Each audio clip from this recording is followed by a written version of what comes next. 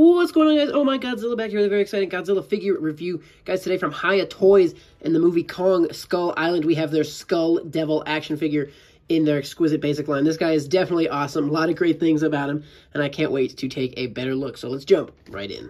Oh my god!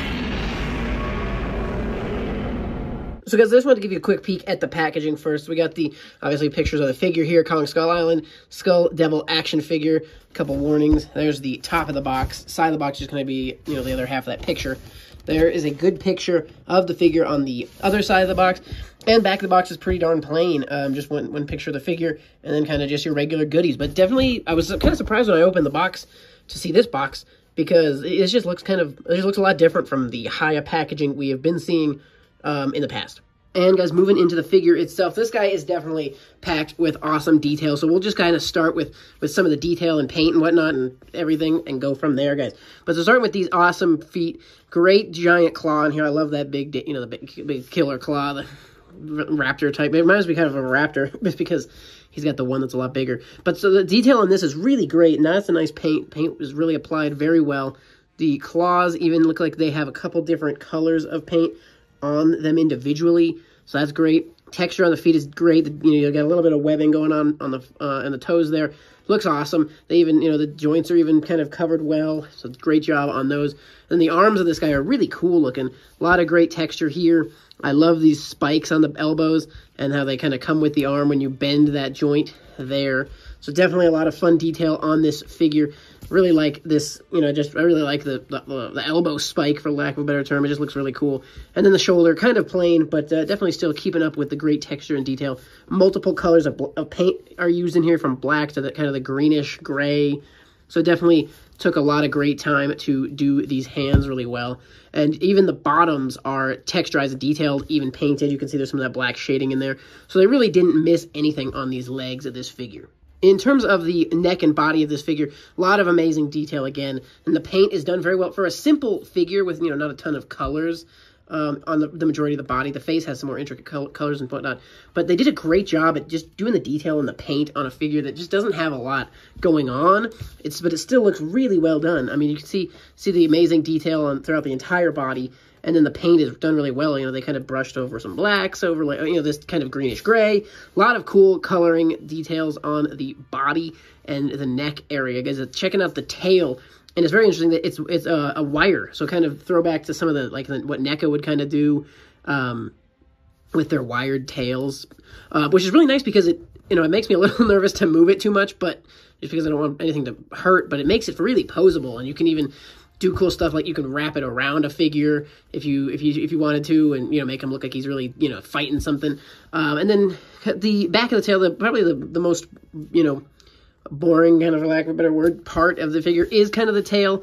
Just in terms of the detail, it, you know, kind of comes down a little bit less. There's not quite as, you know, looking at the body, there's so much detail and texture here, and the tail just kind of doesn't quite keep up with it, but it's not in a bad way, really. It just is, it's very simple, but it still looks very, very good. The best part of this figure is definitely going to be the face. Awesome paint, looks really great. Got the little golden eye there, and then he's got the, you know, the big hollow holes in his head. Really cool what they did, kind of keeping that kind of greenish base, but putting that white really intricately over top of it. Looks really good. The bottom, however, is not done, so that's a bit of a letdown that they didn't quite paint this as much. I'm not sure. We're trying to remember back to the movie. I'm not sure what color this is supposed to be, but I feel like it would have made more sense for the figure if they kept this kind of whitish.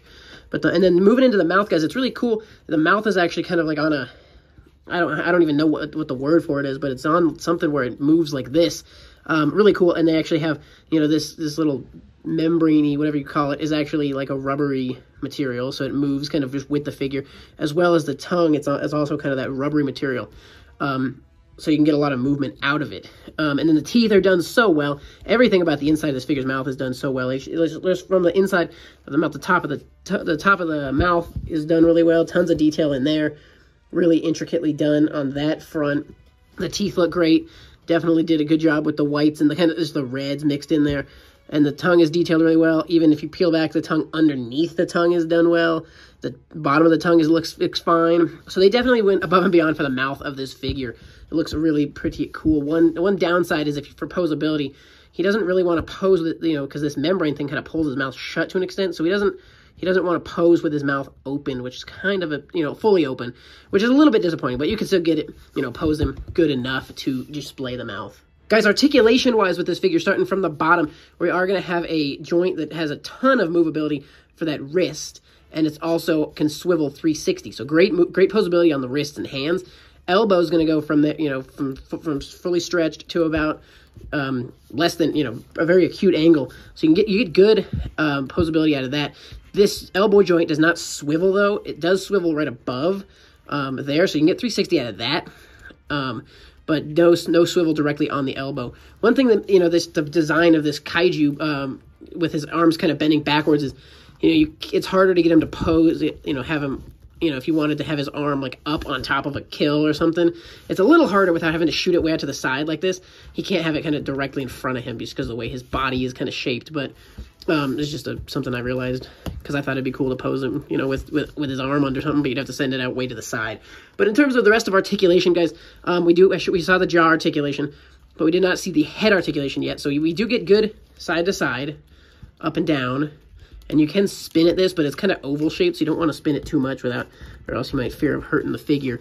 And then we also get a second easy 360 out of this second neck portion, and some movability there. So I mean, in terms of looking up and down, we get decent of that, but it could be better. We get good side to sides a lot better than the up and down of this figure. And then we do have one piece of articulation on the torso. You can see that. That's pretty posable. Another piece kind of toward the tail joint. So that's good. Not too much side to side on that, but good bending. And then the tail obviously goes 360 on the joint. And then obviously this piece is the wired piece. The wire stops about here. So you can get some posability of the tip. Like I said, I don't feel overly comfortable moving it too much. I'm just scared. But I mean, good posability in terms of sideways and you know, up and down and stuff. Just kind of want to take this thing slow, but obviously you are going to see some kind of issues of. It's definitely particular about getting straightened out, but definitely good articulation out of the Skullcrawler overall. Guys, jumping into some size comparisons, I want to at first start off with the Kong. Obviously, we don't have the Skull Island Kong figure yet, but here is a HIYA Toys Kong from Godzilla vs. Kong. So I mean, this sizing looks pretty darn good to me, I think, considering this is, you know, the same size that the figure of Kong will be when we get it. So I think this is a pretty darn good sizing. I like how they match up here. Looks pretty good to me. Also checking them out next to Godzilla. This is the updated 2019 Godzilla.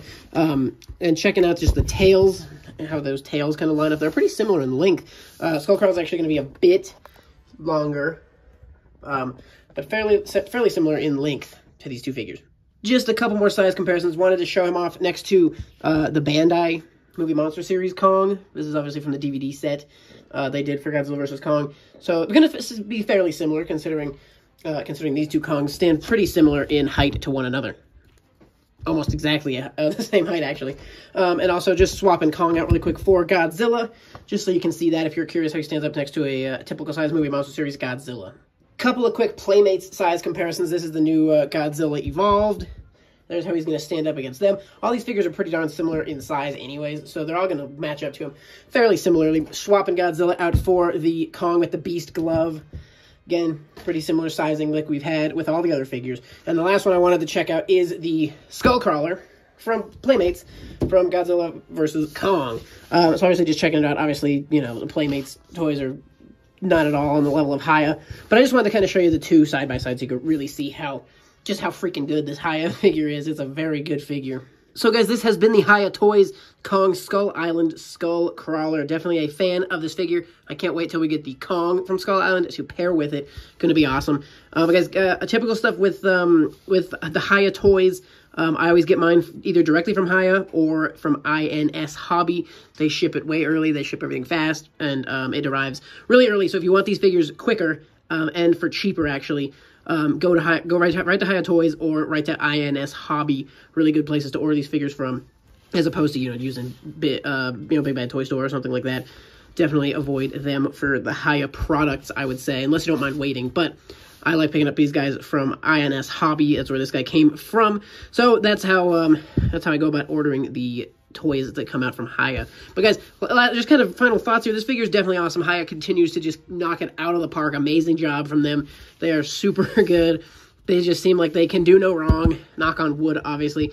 And we got a lot of fun stuff already announced from them. We have a new Mothra, we have a new Rodan, we have the Kong Skull Island, we got Godzilla 2014, we got Muto, all on the slate for this year. And I assume we're going to continue to get, we'll get new Empire stuff too, I assume. And I really can't wait to see what they do with Godzilla involved in Kong the Beast Glove and see if we're going to get a Shimo and Scar King. But guys, let me know your thoughts on this figure down in the comment section below. Definitely love to have this guy on the show, on the collection, have a really good looking Skullcrawler added to the collection finally. So I'm very glad we got this figure from HIYA Toys. Guys, let me know your thoughts on this figure in the comment section below. Thank you so much for watching. Stay tuned for more, and we'll see you in the next one.